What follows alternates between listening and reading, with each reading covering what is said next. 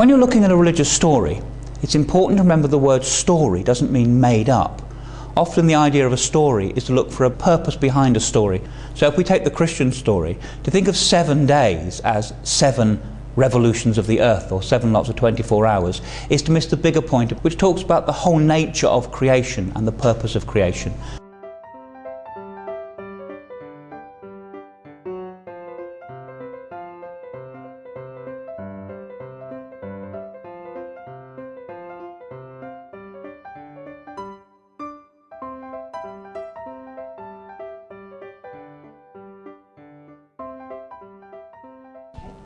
This quote is from a police report.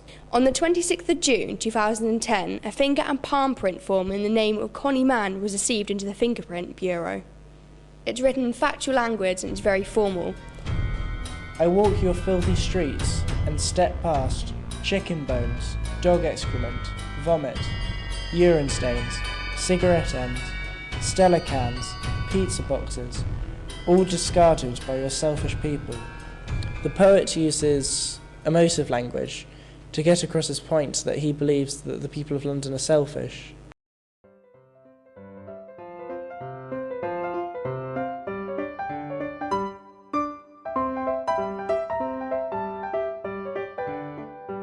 And so I have what we might call a high view of Scripture. I think the Scriptures are authoritative, and I think they tell us the truth.